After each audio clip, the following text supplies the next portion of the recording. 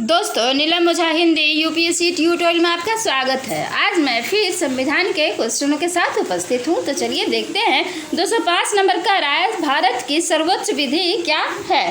तो भारत की सर्वोच्च विधि जिस हिसाब से ऑप्शन दे रहा है तो यह संविधान ही है। संविधान का प्रारूप, दूसरा कह रहा है संविधान का प्रारूप संविधान सभा ने कब स्वीकृत किया? तो यह तो बताने लायक नहीं है। लीजिए, पेन मैंने हटा दिया। यह तो बताने लायक नहीं है। यह 26 नवंबर 1949 को किया गया था। 207 नंबर, संविधान सभा की प्रारूप समिति के अध्यक्ष कौन थे? तो यह भी तो सभी जानते हैं कि कौन थे। डॉक्टर राजेंद्र प्रसाद जी थे। 208 नंबर का राय, संविधान पर अंतिम रूप से संविधान सभा के कितने सदस्यों ने हस्ताक्षर किए? तो ये थोड़ा कठिन है, 84 याद रखिएगा। 284 सदस्यों ने हस्ताक्षर किए। 209 नंबर, संविधान सभा अंतरकालीन संसद के रूप में कब से कार्य करने लगी? तो यह कार्य करने लगी 26 जनवरी 1950 से। 210 नंबर, निम्नलिखित में से किसने संविधान सभा के सदस्यों का प्रत्यक्ष रूप से निर्वाचन किया? तो यह इन्होंने किया था, प्रांतों की विधान सभा ने प्रत्यक्ष रूप से निर्वाचन किया था। यानी इसमें 100 नंबर ऑप्शन यानी आंसर हो जाएगा, केवल एक। 211 नंबर, संविधान सभा से मुस्लिम लीग के बहिष्कार का प्रमुख कारण क्या था? तो यह मुस्लिम लीग नंबर ना, मुस्लिम लीग मुसलमानों के लिए एक अलग संविधान सभा चाहती थी। वह नंबर आंसर होगा। 212 नंबर, 1947 में पुनर्गठन के बाद संविधान सभा के सदस्यों की संख्या कितनी थी? तो यह 299 आंसर होगा। संविधान सभा का अस्थायी अध्यक्ष कौन था? अस्थायी तो डॉक्टर सच्चिदानंद सिन्हा जी थे। संविधान सभा ने संविधान के निर्माण की दिशा में उल्लेखनीय योगदान देने वाले उद्देश्य प्रस्ताव का संबंध किससे था? तो पंडित जवाहरलाल नेहरू जी से था, पंडित जवाहरलाल नेहरू से। 215 नंबर, मिलान करने के लिए है, मौलिक अधिकार और न्यायिक समीक्षा किससे क्या लिया गया है? प्रजातंत्र की संसदीय प्रणाली, तीसरा राज्य के नीति के निर्देशक तत्व और चौथा संघ को प्रदत्त अवशिष्ट शक्तियाँ। तो यह मौलिक अधिकार और न्यायिक समीक्षा हमने संयुक्त राज्य अमेरिका से लिया हुआ है। प्रजातंत्र की संसदीय प्रणाली, यह आप केवल संसदीय प्रणाली भी याद रख सकते हैं। संसदीय प्रणाली ब्रिटेन से लिया गया है। राज्य के नीति निर्देशक तत्व आयरलैंड से और विशिष्ट अवशिष्ट शक्तियाँ कनाडा से ली गई हैं। अगला है, भारत के संविधान पर सर्वाधिक प्रभाव किसका है? तो हम लोग सभी ये जानते हैं कि 1935 का भारतीय शासन अधिनियम का सर्वाधिक प्रभाव है संविधान पर। 217 नंबर, कौन सी विशेषता भारतीय संविधान ने ब्रिटिश संविधान से नहीं ली? इसमें किससे नहीं ली? तो यह है इकहरी नागरिकता और मौलिक अधिकार यूएसए से है। अगला कह रहा है, संविधान में वर्णित राष्ट्रपति की आपातकालीन शक्तियों की व्यवस्था किससे प्रेरित है? तो यह जर्मनी के वीमर संविधान यानी 2 नंबर आंसर ऑप्शन होगा। निम्नलिखित का मिलान कीजिए। इकहरी नागरिकता, एकल नागरिकता जिसे कहेंगे, इकहरी नागरिकता, समवर्ती सूची, संविधान में संशोधन की प्रक्रिया और राष्ट्रपति की आपातकालीन शक्तियाँ। तो एकल नागरिकता हमने कनाडा से ली है, जिसे इकहरी नागरिकता कहा जा रहा है। समवर्ती सूची, यह तो हमने ऑस्ट्रेलिया से लिया हुआ है। संविधान में संशोधन की प्रक्रिया, यह एकदम मुख्य है, इसे आयरलैंड से लिया गया है। संविधान संशोधन प्रक्रिया और राष्ट्रपति की आपातकालीन शक्तियाँ हमने जर्मनी से लिया हुआ है। अगला है, संविधान निर्मात्री सभा के कुल कितने सत्र आयोजित किए गए? तो 11 आयोजित किए गए सत्र, 11 सत्र। 221 नंबर, भारतीय संविधान का संघीय स्वरूप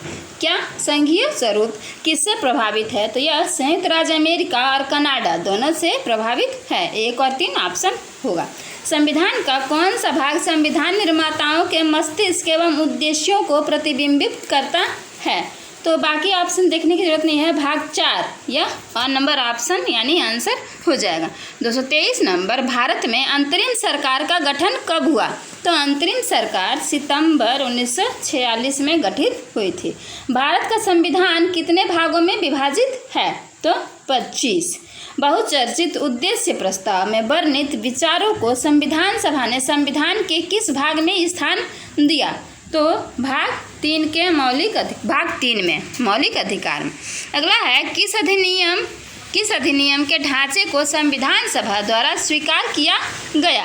तो यह क्या है, 1935 का अधिनियम होगा, 1935 का अधिनियम होगा। इस अधिनियम के ढांचे को संविधान सभा द्वारा स्वीकार किया गया 1935 के।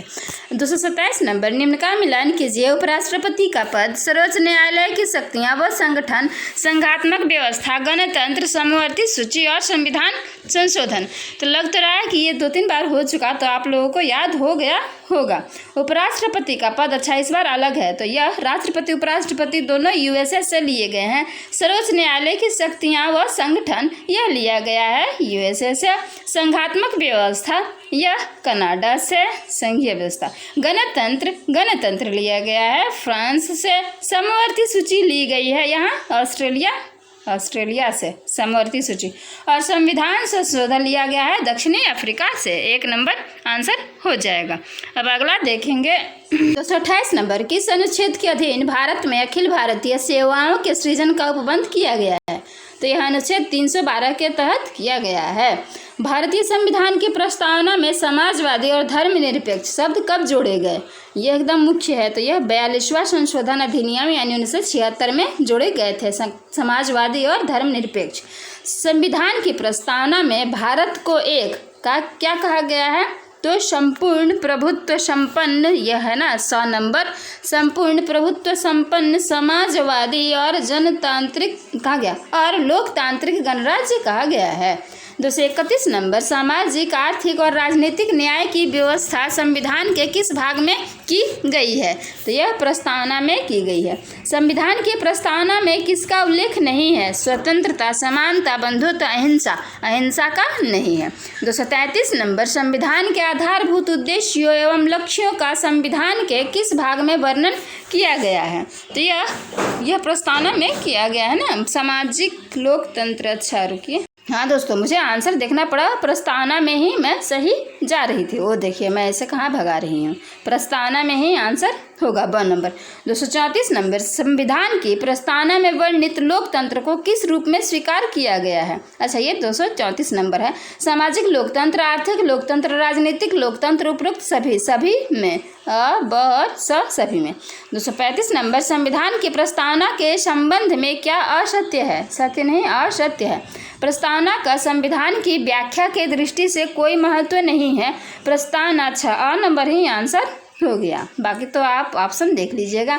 236 नंबर, संविधान की प्रस्तावना में वर्णित शब्द पंथ निरपेक्ष का अर्थ है। पंथ निरपेक्ष मतलब सभी नागरिकों को, यह सभी नागरिकों को धर्म एवं उपासना की स्वतंत्रता। 237, संविधान की प्रस्तावना में वर्णित वाक्य हम भारत के लोग के संबंध में क्या असत्य है। संविधान का निर्माण भारत की जनता द्वारा हुआ है। संविधान निर्मात्री सभा के सदस्य भारत की जनता के प्रतिनिधि थे, यानी अ नंबर ही आंसर होगा। 238 नंबर कह रहा है भारतीय संविधान के मूल प्रस्तावना का प्रारूप किसके द्वारा तैयार किया गया था। एकदम मोस्ट इम्पोर्टेंट, ये जवाहरलाल नेहरू के द्वारा, अ नंबर आंसर होगा।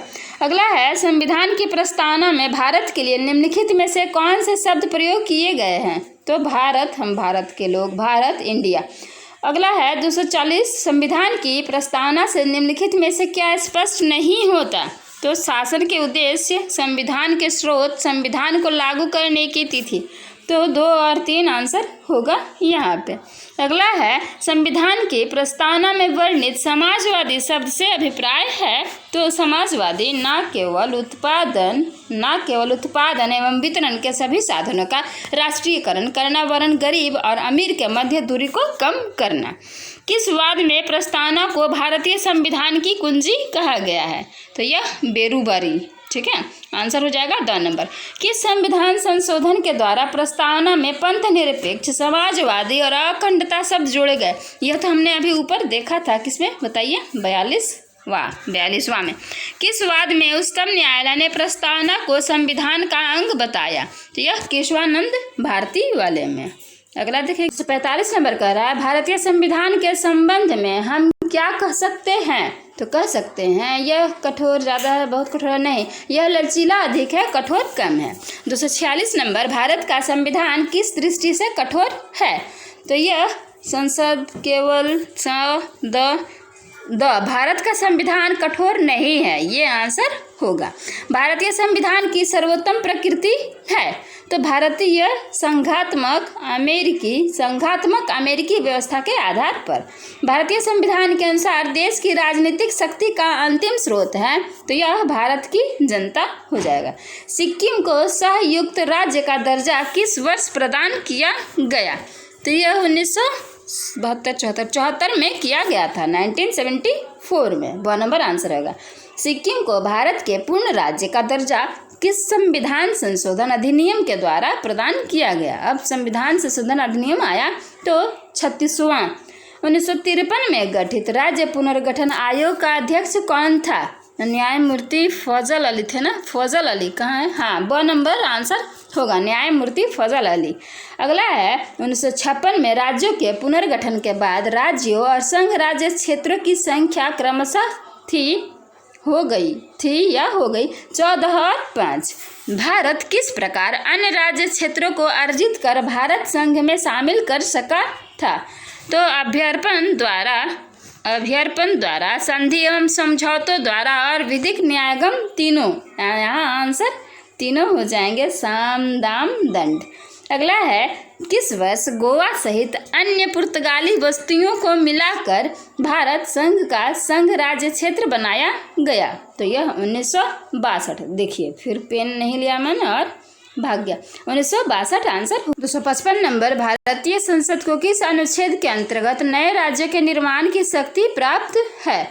तो अनुच्छेद 3 के तहत। राज्य पुनर्गठन अधिनियम को संसद में प्रस्तुत करने से पूर्व क्या राष्ट्रपति की पूर्व अनुमति आवश्यक है? तो हाँ, आवश्यक है। 257 नंबर कह रहा है, राज्य पुनर्गठन अधिनियम को राज्य विधान मंडलों के अनुमोदन हेतु कब भेजा जाता है? तो संसद के अनुमोदन के बाद इसे भेजा जाता है। 1950 के पश्चात सबसे पहले तथा उसके बाद क्रमशः बने राज्यों के सही क्रम को चुनिए। सही क्रम क्या आएगा? गुजरात, महाराष्ट्र, आंध्र प्रदेश पहले, आंध्र प्रदेश तीनों में है। अच्छा, ब को देखते हैं। आंध्र प्रदेश, केरल, गुजरात, महाराष्ट्र, नागालैंड, हरियाणा, हिमाचल प्रदेश, मणिपुर तथा त्रिपुरा। तो ब नंबर आंसर हो जाएगा। पुदुचेरी को किस वर्ष भारतीय संघ में सम्मिलित किया गया? तो पुदुचेरी को 1962 में किया गया था। 2 नंबर आंसर होगा।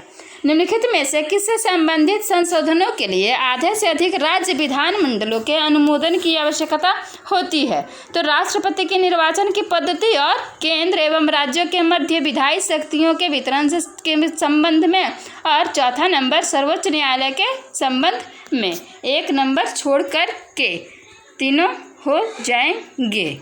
1 नंबर छोड़कर के 2, 3 और 4 आंसर होंगे। अगला है, भारत की आज़ादी के बाद किन रियासतों का विलय भारत में हुआ?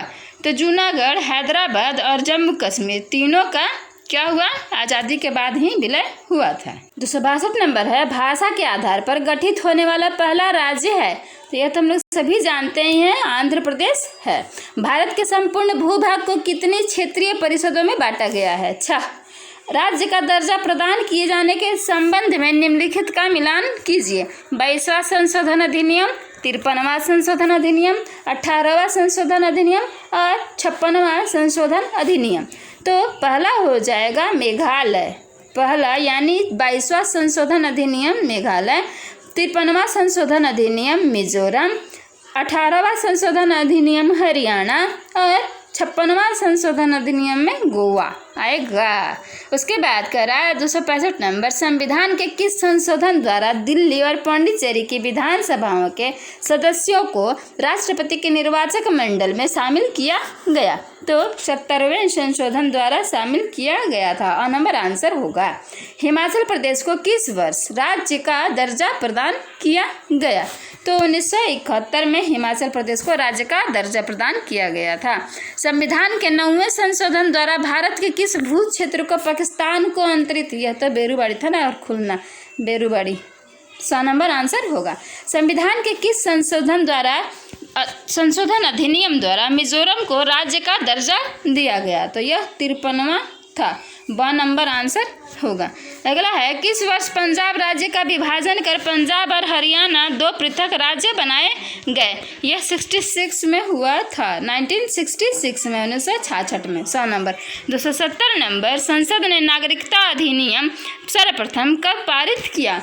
तो 1955 में पारित किया गया था। कोई भारतीय नागरिक कब अपनी नागरिकता खो देता है? तो नागरिकता से वंचित किए जाने पर, नागरिकता के प्रत्याग से, किसी अन्य देश की नागरिकता ग्रहण कर लेने पर। अ, ब और स तीनों होंगे। भारतीय नागरिकता किस प्रकार प्राप्त की जा सकती है? वंशानुक्रम, देशीयकरण, जन्मजात, किसी क्षेत्र विशेष का भारतीय संघ में विलय होने पर। तो 1, 2, 3 और 4 चारों आंसर होंगे। भारत की आकस्मिक निधि के संबंध में सत्य कथन का चयन कीजिए। यह आपातकाल के लिए रखी गई धनराशि है। यह राज्यों के मध्य वितरित की जाने वाली धनराशि है।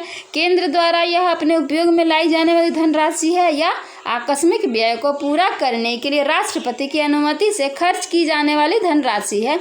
तो 2 नंबर ही आंसर होगा। अगला है, नागरिकता संशोधन अधिनियम 2005 के अनुसार किन 2 देशों के नागरिकों को छोड़कर देशों के किसके 2 सभी देशों के भारतीय मूल के व्यक्तियों को दोहरी नागरिकता प्रदान की गई है? तो यह होगा भारत, पाकिस्तान और बांग्लादेश। अगला है, राज्य के अधीन पदों पर नियुक्ति के संबंध में किसके साथ विभेद न करने की व्यवस्था की गई है? तो यह भारत के नागरिकों के लिए है। भारत के नागरिकों के लिए 2 नंबर आंसर होगा। भारतीय मूल के व्यक्तियों के लिए नागरिकता संबंधी प्रावधान किस अनुच्छेद में निर्दिष्ट है? तो यह एकल नागरिकता में, ये है ना, तो अनुच्छेद 8 में। किसका आंसर ब हो जाएगा इसका। 277 नंबर, भारतीय संविधान नागरिकों को कौन सी नागरिकता प्रदान करता है? तो यह एकल नागरिकता आंसर होगा। अगला है, संविधान के भाग 3 में वर्णित मौलिक अधिकारों की वर्तमान संख्या क्या है? तो वर्तमान संख्या 6 है। 279, फिर यह ब्लर हो गया है ना। अच्छा, मैं पढ़ देती हूँ। संविधान के मौलिक अधिकारों वाले अध्याय में वर्णित शब्द राज्य में कौन कौन सम्मिलित है? तो केंद्र सरकार और संसद, राज्य सरकार और राज्य विधानमंडल, स्थानीय प्राधिकारी, उपरोक्त सभी। तो 2 नंबर इसका आंसर हो जाएगा, यानी उपरोक्त सभी। अनुच्छेद 14 में वर्णित अभिव्यक्ति विधि का समान संरक्षण से क्या अभिप्राय है? तो कह रहा है प्रत्येक व्यक्ति पर एक ही विधि लागू करना, समान परिस्थितियों में समता का व्यवहार। 2 नंबर आंसर हो जाएगा, समान परिस्थितियों में समता का व्यवहार।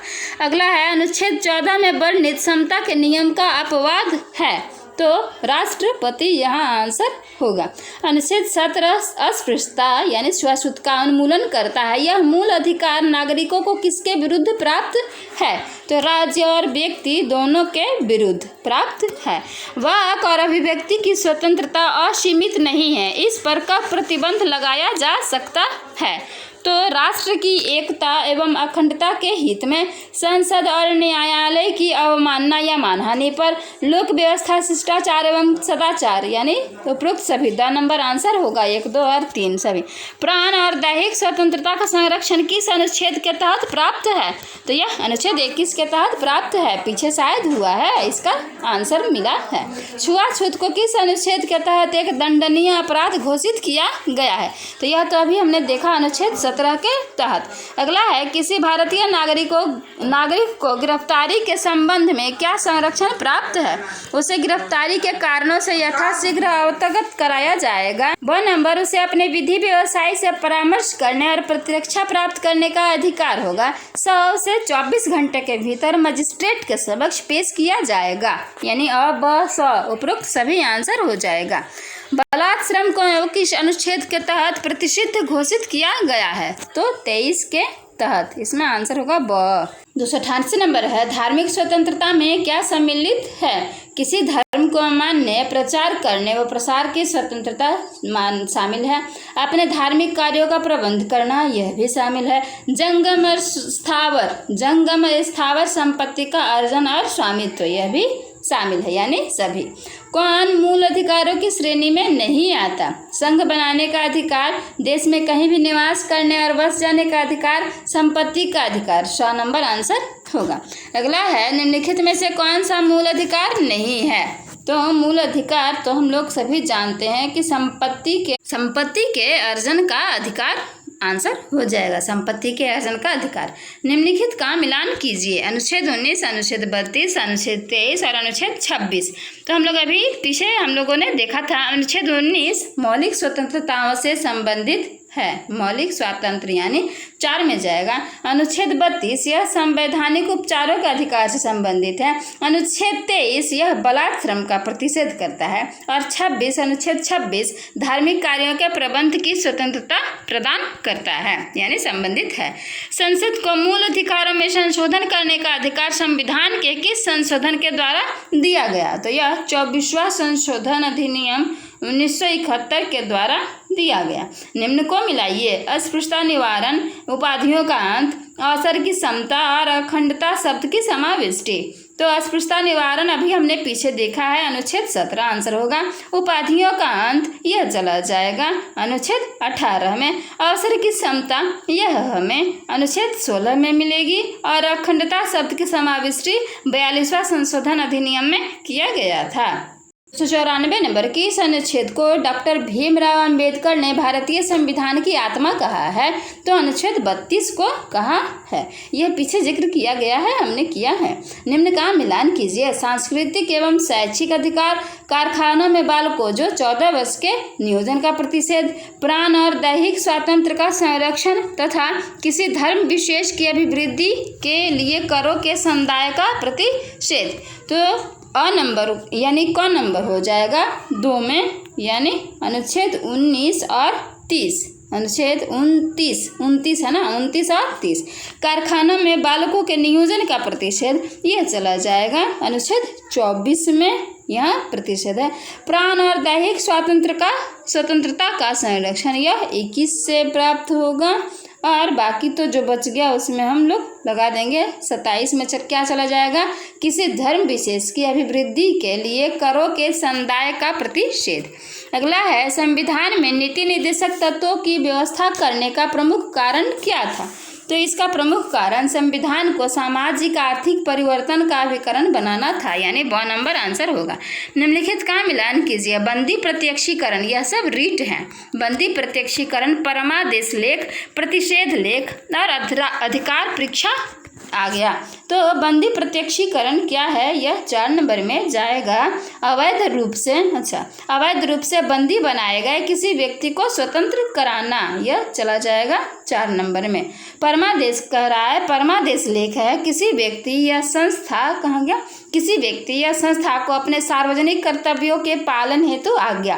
प्रतिषेध लेख जब अधीनस्थ न्यायालय को उसके अधिकार क्षेत्र का उल्लंघन करने से रोकना।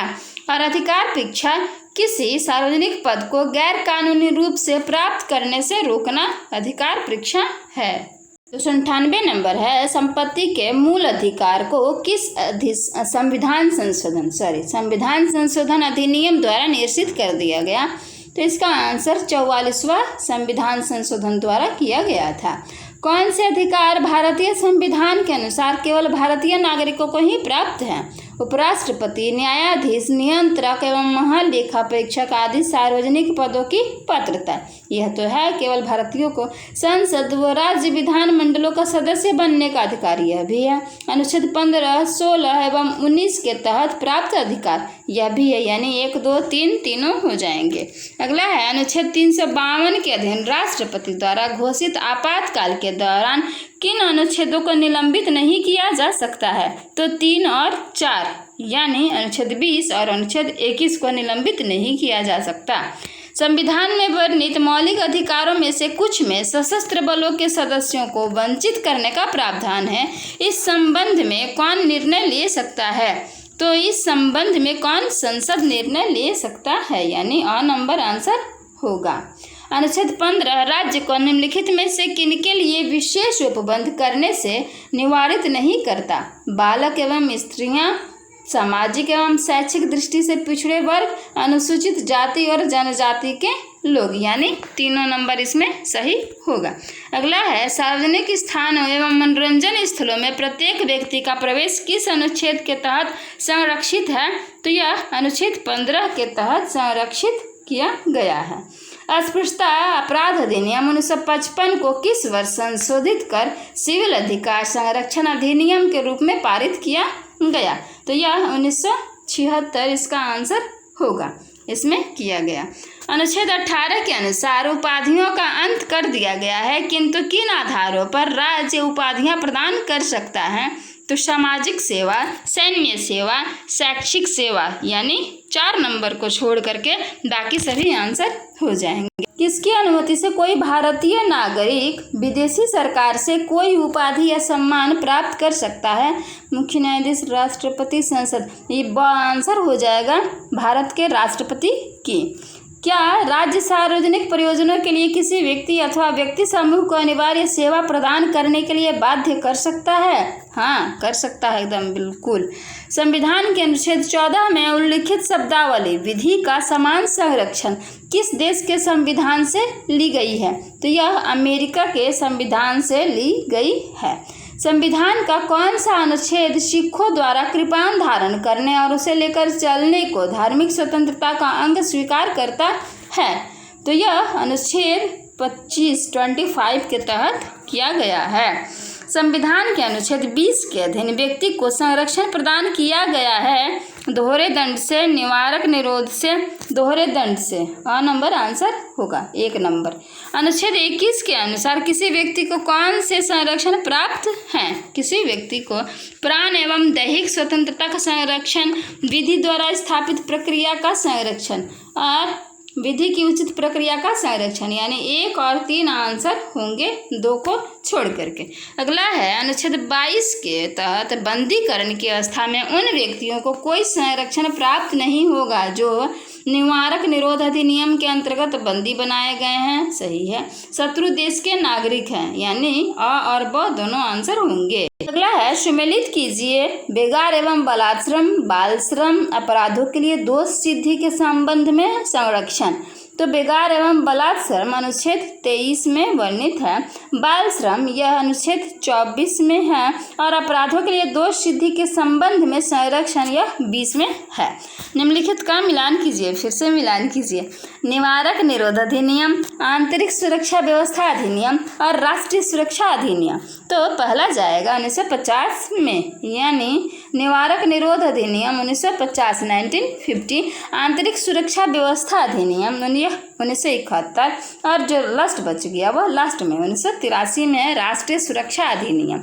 स्वतंत्रता के मौलिक अधिकार में कौन सी स्वतंत्रता शामिल है? अंतःकरण की स्वतंत्रता, विचार एवं अभिव्यक्ति की स्वतंत्रता, बंदीकरण। अच्छा, ब नंबर ही आंसर हो जाएगा। मौलिक अधिकारों की व्यवस्था करते हुए संविधान सभा किससे प्रभावित हुई? बिल ऑफ राइट्स यानी अमेरिका से, मानवीय अधिकारों का सार्वभौमिक घोषणा पत्र संयुक्त राष्ट्र संघ से, फ्रांसीसी मानव अधिकारों की घोषणा, यानी 1 2 3 आंसर होंगे सभी। मौलिक अधिकारों को सर्वप्रथम किस देश में संवैधानिक मान्यता प्रदान की गई? तो मौलिक अधिकारों को संयुक्त राज्य अमेरिका में सर्वप्रथम मौलिक संवैधानिक मान्यता प्रदान की गई। 318 नंबर है, भारत में आरक्षण का प्रावधान किन अनुच्छेदों के अंतर्गत किया गया है? तो भारत में अनुच्छेद 15 और अनुच्छेद 16 दोनों के द्वारा क्या किया गया है? आरक्षण का प्रावधान किया गया है। 319 नंबर कह रहा है, अनुच्छेद 16 के अनुसार राज्य किन्हीं विशेष सेवाओं के संबंध में निवास की शर्त आरोपित कर सकता है। इस संबंध में कानून बनाने की शक्ति किसे प्राप्त है? तो संसद को। यहाँ ऑप्शन में आंसर स होगा। वाक और अभिव्यक्ति की स्वतंत्रता के अंतर्गत क्या सम्मिलित है? तो वाक और अभिव्यक्ति की स्वतंत्रता के अंतर्गत प्रसारण की, प्रकाशन की और प्रेस की स्वतंत्रता, यानी तीनों ऑप्शन हो जाएंगे आंसर में उपरोक्त सभी। कौन सा मूल अधिकार नहीं है? तो सभा, संघ, हड़ताल, यह हड़ताल करने का अधिकार जो है यह मूल अधिकार नहीं है। सभा तथा सम्मेलन की स्वतंत्रता हेतु क्या आवश्यक है? तो सभा लोक व्यवस्था एवं सदाचार के अनुरूप हो, सम्मेलन से सांप्रदायिक सौहार्द का हनन ना हो और सम्मेलन से किसी धर्म विशेष की भावनाओं को ठेस ना पहुँचे। यह तीनों सम्मिलित होने चाहिए, यानी 1 2 3 आंसर होंगे। भारत के राज्य क्षेत्र के भीतर स्वतंत्र तथा अबाध संचरण के लिए के अधिकार का प्रमुख उद्देश्य क्या है? तो इसका प्रमुख उद्देश्य देश में पर्यटन उद्योग को बढ़ावा देना यह नहीं है, पहला नहीं है। दूसरा, राष्ट्रीयता की भावना का विकास करना यह है। प्रांतीयतावाद को समाप्त करना यह भी है, यानी एक को छोड़ करके 2 और 3 आंसर होंगे। 324 नंबर कह रहा है किसी अपराध के लिए दोषी किसी व्यक्ति को भारतीय संविधान क्या संरक्षण प्रदान करता है? तो दोहरे दंड से उन्मुक्ति, कार्योत्तर विधि से संरक्षण और अपने विरुद्ध गवाही से उन्मुक्ति, यानी उपरोक्त सभी। 2 नंबर आंसर होगा। 325 नंबर कह रहा है किस आधार पर किसी व्यक्ति को प्राण एवं दैहिक स्वतंत्रता के मौलिक अधिकार से वंचित किया जा सकता है? तो विधि द्वारा स्थापित प्रक्रिया के अनुसार, यानी 2 नंबर इसका आंसर हो जाएगा। अगला कह रहा है किसी अपराध के लिए गिरफ्तार किए गए किसी व्यक्ति को संविधान द्वारा कौन सा संरक्षण प्रदान किया गया है? तो अपने रुचि के वकील से परामर्श लेने एवं बचाव कराने का अधिकार सही है। गिरफ्तारी के कारणों से यथाशीघ्र अवगत करवाने का अधिकार, यह भी सही है। गिरफ्तारी के 24 घंटे के भीतर मजिस्ट्रेट के सम्मुख प्रस्तुत किए जाने का अधिकार, यह भी सही है, यानी उपरोक्त सभी। तो दोस्तों आज के लिए बस इतना ही, और अब अगले नेक्स्ट क्लास में हम लोग क्वेश्चन आंसर देखेंगे। तब तक के लिए बाय बाय, टेक केयर।